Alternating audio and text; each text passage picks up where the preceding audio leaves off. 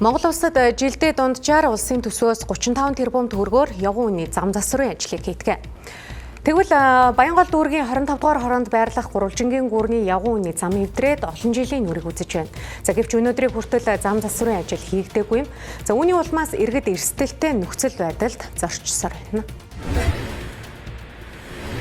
За олон жилийн хугацаанд засвар хийгдээгүй улмаас бол одоо энэ хавтангуудын суларч хавхран их хэмжээний үер бороо ороход бол замын хажуу налуу руу урссан байдалтай байгаа юм. Мөн бол одоо ингээд энэ яг тогтой болон тоггүй тодорхойгүй юм кабелийн утсууд бол ил гарсан нөхцөл байдалтай байгаа. Үүний улмаас бол энэгээр зорчиж байгаа иргэдийн хувьд эрүүл аюулгүй орчинд амьдрах хэрхэн зорчигдж байгааг хэлж байна. Манай сурвалжлагыг төсөв ажилтай холбоотойгоор Баянгол дүүргээс тодруулахад энэ онд цасан ажилтай холбоотой мэдээллүүдийг нийслэлийн замын хөгжлийн газар бидэнд өглөө. Тэгвэл нийслэлийн замын хөгжлийн газраас явган үний замын засварын ажлуудыг дүүрэгт шилжүүлсэн гэх мэдээлэл өгч байна.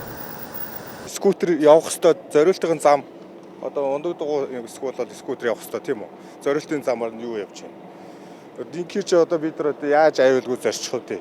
Дээрээс нь энэ замыг олвол энэ янзлаг амар удаж байгаа. Өөр одоо энэ жил болго улсын төсөвт хөрөнгө сууж ил идэх тийм ээ.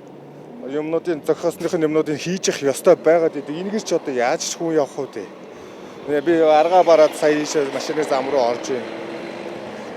Тэгэн чинь Монгол улсын иргэн аюулгүй те 50 амьдрах эрхээ бол идэлж чадахгүй л байгаа шүү дээ. Тийм оройд яг ингээд явуулсан гараад ирэхээр тэгээд машин орж ичгээ юм шүү.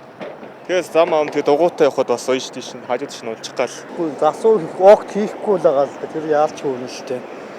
Хатгалаад явгал бас хүндрэлтэй шүү дээ. Бороо мөр орохоор чинь нээл ус болчихсон шүү дээ. Тэгээ дугуйтай явсан чинь энэ замаар дугуйтай явхаар машин явчихна. Энэ замаар дугуйтай явхаар болохгүй.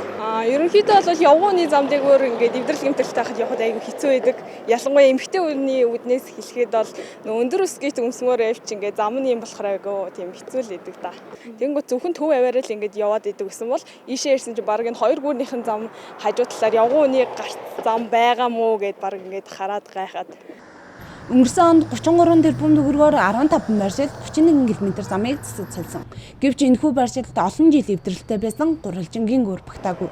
Ийхүү дүүрэг нь ажиллаа ээж мэдгүй байхад гурвалжингийн гүрний явган үний зам хизээ засварт орох нь тодорхой байгаа нь аргагүй бизээ.